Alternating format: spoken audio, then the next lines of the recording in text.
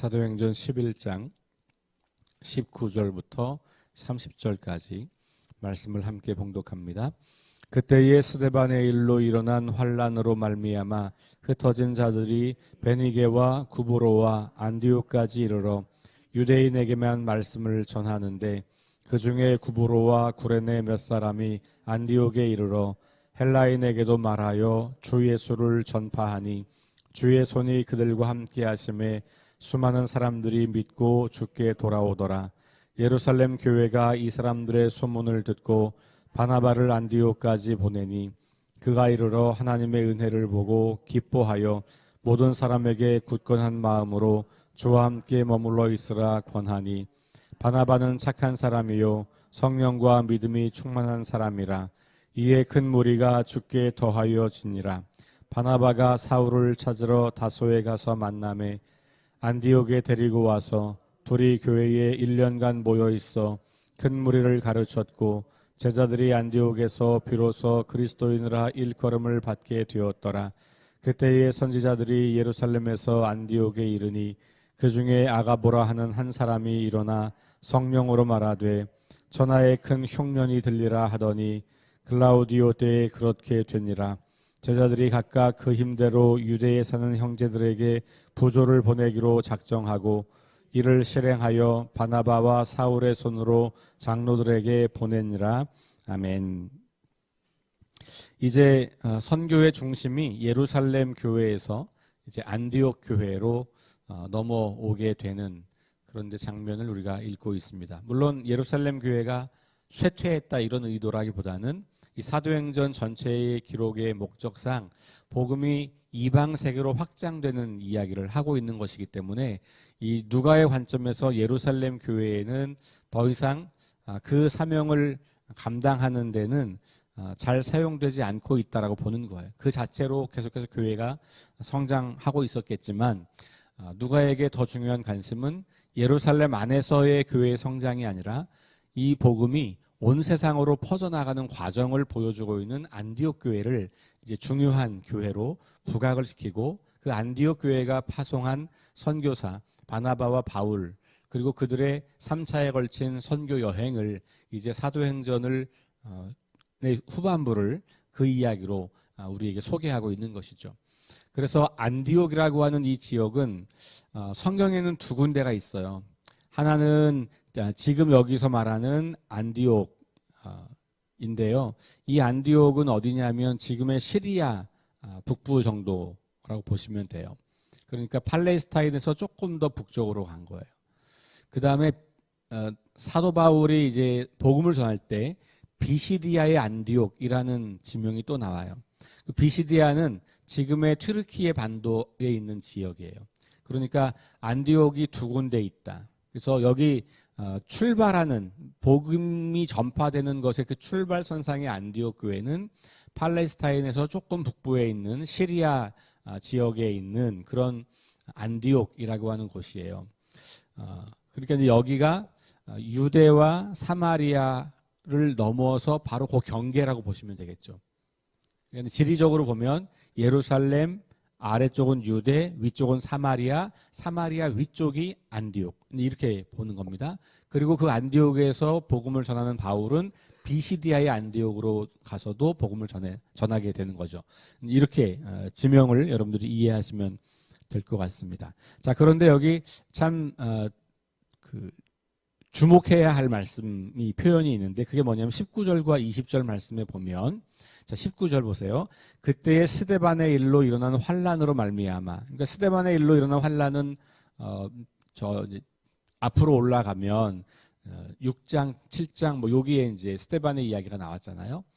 그러니까 그때로 이제 연결시키는 거예요. 그러니까 이 중간에 있는 그러면 그 중간에 여기 이제 6장에서 7 제자 그 리더가 선택돼서 스데반 이야기가 나오고 그 다음에 스데반이 붙잡히고 7장에 스데반의 긴 설교가 나오고 그리고 7장 마지막에 스데반의 순교하잖아요. 그리고 나 8장, 9장, 10장, 11장 1절부터 18절까지를 건너뛰고 바로 이 8장, 7장 마지막에서 이쪽으로 넘어와도 전혀 이 책의 구성에 문제가 없어요. 그렇죠? 그러니까 그렇게 연결시킵니다. 그러니까 스데반의 순교로부터 다시 시작해서 복음이 이방 세계로 퍼져 나갔다고 하는 것을 다시 재확인시켜 주는 거예요.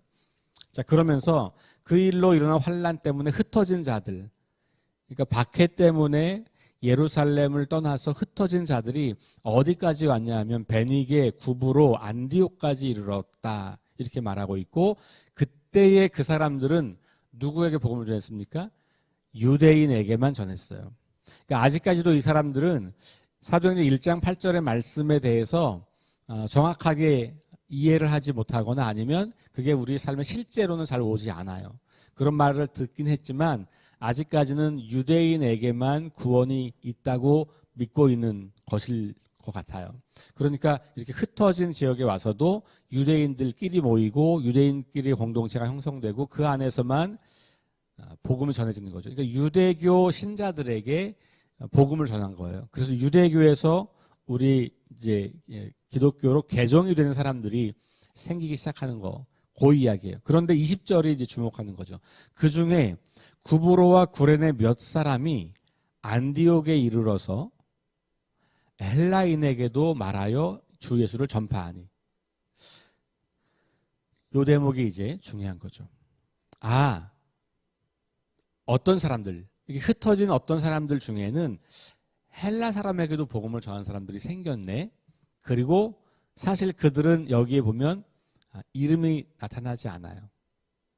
그냥 그 중에 구브로와 구레네 몇 사람이 안디옥에 이르러 헬라인에게도 말하여 주 예수를 전파하니 이렇게 나오는 거죠. 그러니까 성경이 참 재미있는 것은 무명의 영웅들을 소개하고 있는 경우들이 많아요. 복음이 이방 세계로 전해지는 과정에 물론 베드로, 사울 뭐 이런 사람들의 그 중요한 역할들이 있었지만 그럼에도 불구하고 이 안디옥 교회의 시작은 이름이 소개되지 않은 몇 사람들의 복음 전도로 안디옥 교회가 시작되고 그 안디옥 교회가 사울, 바울이라고 하는 걸출한 선교사를 파송하게 되죠. 그리고 그 바울에게 어떤 이 리더십을, 영적 리더십을 부여해 주는데 역할을 했던 바나바가 함께 이 무명의 사람들이 세운 교회를 통해서 복음을 전하게 돼요. 하나님 앞에서는 이름이 있는 사람들이겠죠. 하나님은 그들을 다 기억하시겠죠. 그런데 성경에 혹은 역사에는 그들의 이름이 기록되어 있지 않아요. 우리는 우리의 이름이 기록되는 걸 굉장히 중요하게 여기잖아요. 내 이름이 빠지면 그것 때문에 굉장히 서운하고 우리 이름이 나타나야 할 곳에 나타나지 않으면 그것 때문에 신앙에 시험이 들기도 하고 어떤 사람은 교회를 떠나기도 하고 그런 것과는 사뭇 다르죠. 이름을 소개하지 않아요. 그런데 안디옥에 교회가 생긴 거죠. 아마 실제로 누가가 몰랐을 수도 있어요. 그렇죠? 왜냐하면 이런 소식을 들어서 알고 있고 본인도 실은 바나바와 바울과 함께 그렇게 사역을 했던 것으로 보여지지만 안디옥 교회의 출발은 누가 했는지 잘 모를 수도 있었겠다. 다만 자기들이 거기 가보니 이미 복음을 믿는 사람들이 있었던 것 같아요. 그리고 추적해보니 그분들이 처음에 구브로와 구레네 몇 사람 거기 출신 사람들이 한 거라고 그렇게 이해했을 것 같다는 생각이 들기도 해요. 혹은 누가가 이 이름을 알면서도 쓰지 않았을 수도 있겠죠. 이유는 모르겠어요. 어쨌든 그러나 중요한 것은 이름이 알려지지 않은 그런 하나님의 사람들이 우리 주변에는 참 많이 있을 수 있겠다. 그러니까 이름이 드러난 혹은 리더십이 부여된 사람들만 하나님의 일을 하는 게 아니라는 것이죠. 그렇지 않은 무수히 많은 사람들이 지금도 우리와 더불어서 우리 곁에서 혹은 우리보다 먼저 앞서서 그 복음을 전하는 일을 했다는 것을 우리가 기억하게 됩니다. 무명의 그리스도인들, 무명의 복음 전도자들이 있음을 다시 한번 기억할 필요가 있겠죠. 자, 21절 보니까 주의 손이 그들과 함께 하심에 수많은 사람들이 믿고 주께 돌아오더라. 이렇게 나왔어요. 그리고 여기서 핵심은 누가 했냐가 중요한 게 아니죠. 뭐가 중요해요? 누가 했냐가 중요한 게 아니라 그 결과 많은 사람들이 주님께 돌아왔다는 게 중요해요. 그러니까 사도행전은 끊임없이 뭘 강조하냐 하면 성령이 충만했고 그 성령 충만한 결과로 말씀을 전했고 그 말씀을 전한 결과로 많은 사람들이 주님께 돌아왔다. 이게 사도행전이 계속해서 보여주고 있는 이야기예요. 여기에 물론 이 안디옥에 온 사람들이 성령 충만했다고 하는 이야기는 없지만 1장 8절로 다시 돌아가는 거예요.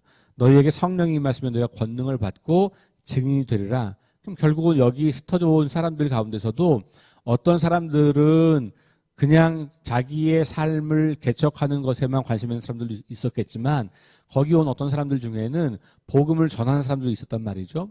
그럼 그 사람들은 어떤 사람들이냐? 사도행전 관점으로 보면 성령 충만한 사람이라고 보는 거예요. 성령 충만의 가장 큰 열매는 말씀을 전하는 것이고 말씀을 전했기 때문에 그 말씀이 점점 더 확산되어 가고 있는 거고 주님께 돌아오는 사람들이 많아졌다는 것이 사도행전의 일관된 기록이라고 우리가 이해하게 되는 것이죠. 자, 22절. 예루살렘 교회가 이 사람들의 소문을 들었다 그랬어요. 그러니까 이게 소문이 이제 나는 거예요. 그러니까 예루살렘 교회에서 안디옥 거기서 우리가 사도를 보낸 것도 아니고 누가 가서 전한 것도 아니고 베드로 선생님이 가서 한 것도 아닌데 거기서 그런 일이 이루어졌다고?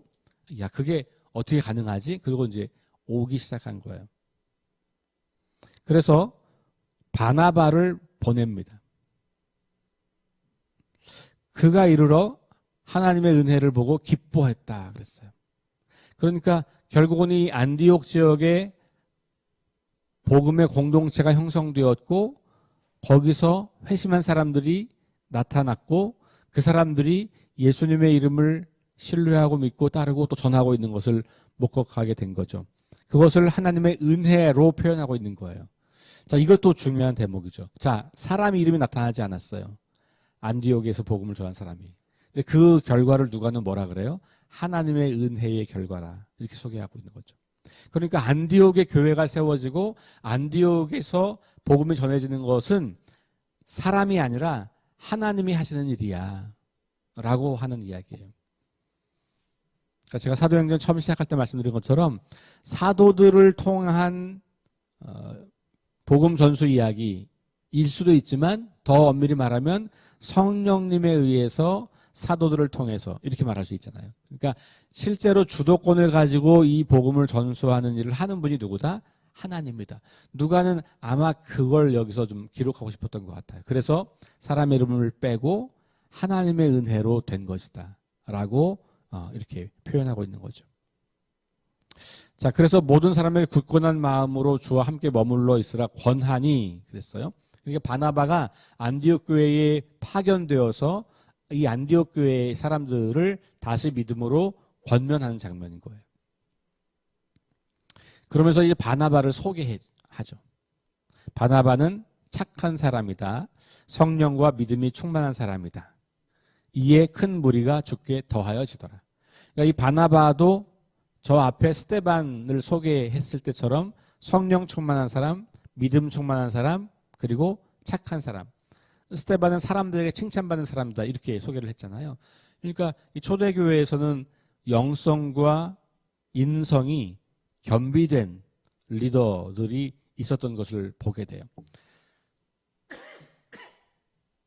여기 착하다고 하는 표현은 일반적으로 우리가 영성이 없는 사람들 중에도 착한 사람들이 많이 있을 수 있잖아요. 그러니까 일반적인 사람들이 보기에도 이 사람은 참 괜찮은 사람인 거예요. 그런데 거기에 성령과 믿음이 충만한 사람이었어요. 그러니 그를 통해서 영성과 인성이 겸비된 그를 통해서 사람들이 주께로 돌아오더라. 그러니까 바나바가 안디옥에 파견되어 와서 바나바가 함께 사역하면서 또 많은 사람들이 돌아오게 되었다. 이렇게 누가는 기록하고 있는 것이에요. 자, 그러면서 바나바가 이제 중요한 역할을 합니다. 그게 뭐냐 하면 여기에서 이루어지는 일을 보니까 혼자서 이 교회를 돕고 세우는 것이 어렵다고 판단한 것 같아요. 그러니까 사울을 찾으러 갑니다. 다소에 가서 만나서 데리고 와요. 그리고 둘이 교회에 1년간 모여 있어서 큰 무리를 가르쳤다. 이렇게 말하죠. 그러니까 안디옥 교회는 사실은 무명의 사람들이 시작해서 무명의 사람들이 일구어간 교회, 거기에 영적 리더로 바나바와 바울이, 사울이 와서 1년 동안 말씀 사역을 한 거예요. 그리고 나니까 1년이 지나고 났을 때 그 안디옥에 있는 사람들에게 이름이 붙여졌는데 그리스도인이라는 이름이 붙여진 겁니다. 그러니까 이때가 처음으로 우리 예수 믿는 사람들의 이름이 그리스도인이라고 붙여진 거예요. 근데 그리스도인이라고 하는 말은 뭐냐면 예수를 따르는 사람들, 예수를 믿고 따르는 사람들, 이런 말이잖아요. 그러니까 우리식으로 말하면 예수쟁이들이에요. 저 예수쟁이들, 이게 좋은 의미인지 나쁜 의미인지 모르겠어요. 그 당시에. 어쨌든 사람들이 안디옥에서 어떤 사람들이 생겨났고 그 사람들이 가만히 보니까 예수를 믿는 사람들이고 예수를 따르는 사람들이고 예수가 전한 하나님 나라 복음을 우리에게 소개하는 사람이고 뭐 이렇게 되니까 야, 저 예수쟁이들이 생겼네. 이렇게 이제 소문이 난 거죠. 그리고 그것이 오늘 우리에게 이름이 된 거예요. 그리스도인이라고 하는 말은 그리스도를 따르는 사람들 혹은 그리스도의 사람들, 그리스도를 믿는 사람들, 이런 표현이 되는 거죠.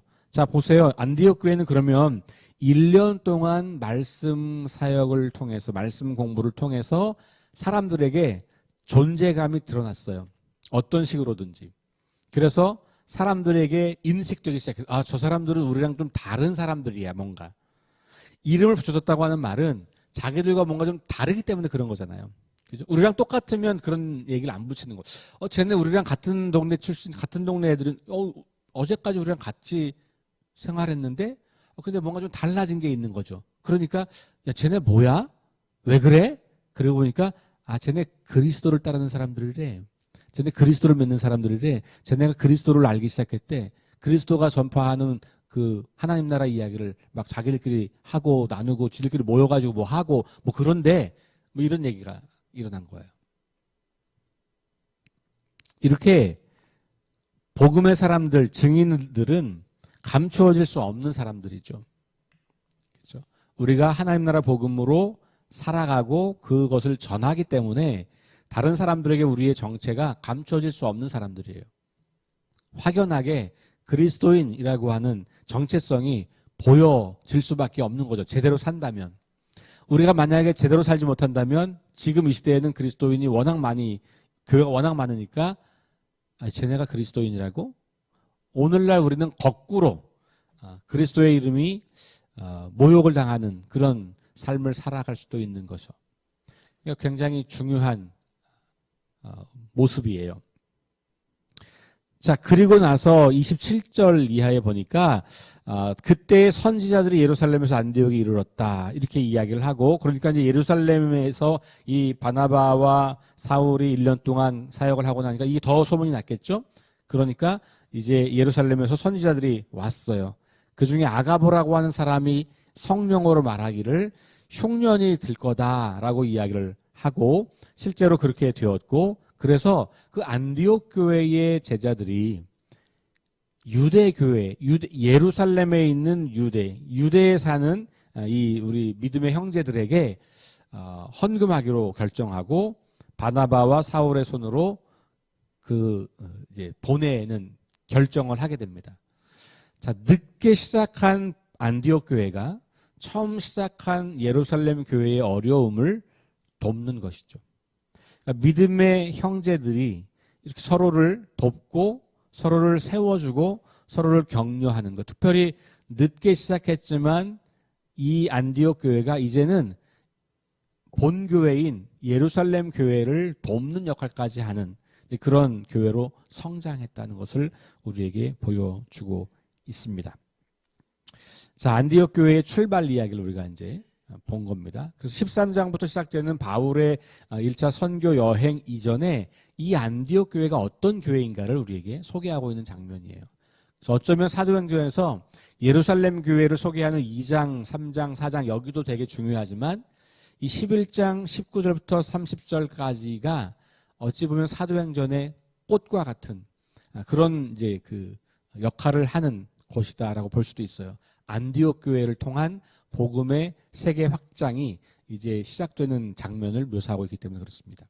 자, 오늘 이 말씀 속에 보았던 것처럼 무명의 그리스도인, 무명의 사람들을 사용하시는 하나님의 그 손길, 그리고 하나님께서 직접 그들을 통해서 일하시고 있다고 하는 것, 그리고 예루살렘 교회가 형제교회로서 와서 또 사람을 보냈고 말씀을 가르치는 사역을 감당했고, 다시 안디옥 교회가 예루살렘 교회를 형제교회로서 어려움을 경험할 때 돕는 그 일을 기쁨으로 감당했던 것을 우리가 보게 되면서 말씀이 사람들의 삶을 변화시키고 교회를 건강하게 세워가고, 그리고 그것이 지역사회의 선하고 아름다운 열매로 소문이 나게 되고 그 지역사회의 삶을 변화시키는, 그리고 그곳을 하나님의 나라로 확장해가는 그런 일들을 우리가 함께 목격했습니다. 오늘 하루를 살아가면서 우리에게도 우리를 통해서 일하시는 하나님, 그리고 우리와 함께 일하시는 하나님을 통해서 우리 때문에 이 땅에 있는 사람들이 그리스도가 누구인지를 선명하게 알게 되고 그리스도인이 어떤 사람들인지를 보게 되고, 그러면서 우리 교회가 더 많은 형제 교회들을 돕고 사랑하고, 그리고 이 지역사회를 건강한 그리스도인의 공동체로 바꿔가는 그런 역할을 감당하는 저와 여러분 될 수 있기를 주의 이름으로 축원합니다. 기도합니다. 하나님 감사합니다. 안디옥 교회 이야기를 함께 묵상했습니다. 안디옥 교회가 이렇게 무명의 사람들에 의해서 세워졌고, 그리고 말씀을 전하는 사람들이 와서 1년 동안 말씀을 가르쳤고, 그 결과 이제 이 교회가 건강한 교회로 성장하여 모교회인 예루살렘 교회의 어려움까지도 도울 수 있을 만큼 성장했던 것을 우리가 봅니다. 그리고 그곳에서 그리스도인이라고 하는 이름이 붙여졌을 만큼 그들의 삶이 주변 세상에 영향을 끼쳤던 것도 우리가 함께 보았습니다. 우리 석교교회가 오늘 이 시대에 하나님의 사람들을 통하여서 하나님의 일을 잘 감당하는 교회가 되게 도와주시고, 말씀이 계속해서 살아있는 교회가 되게 도와주시고, 건강하게 성장하여서 이웃 교회들과 이 지역 사회를 위해서 우리의 자원을 아낌없이 사용할 수 있는 복된 교회가 될 수 있도록 인도하여 주옵소서. 예수님 이름으로 감사하며 기도합니다. 아멘. 우리 함께 합심해서 기도합니다. 부활의 능력과 소망을 품고 하나님 나라를 증언하고 살아내게 하소서. 하나님 말씀이 기준이 되게 하소서. 김희동 권사님의 유족들을 주님 위로해 주시고, 그리고 질병과 연약함으로 고통당하는 사람들을 치유해 주십시오. 어제 제가 김유경 집사님하고 잠깐 통화를 좀 했는데요. 어제부터 새로운 그 주사 치료를 시작했다고 해요. 그동안 약물로 치료를 했었다가 그게 효과가 없고 그렇게 고통이 좀 커졌던 건데, 어제 다시 주사로 치료를 하기 시작했고, 어제 몸이 괜찮으셨던 것 같아요. 제가 저녁 8시 넘어서 통화했는데 목소리도 굉장히 건강해 보이고 몸 상태도 좀 좋고 그런 상태로 있고, 계속해서 좀 기도 많이 부탁을 드립니다. 그 다음에 우리 전쟁과 자연재해와 가난과 억압으로 고통당하는 지구촌 이웃들에게 은혜를 베풀어 주시도록 우리 함께 합심해서 기도하시겠습니다.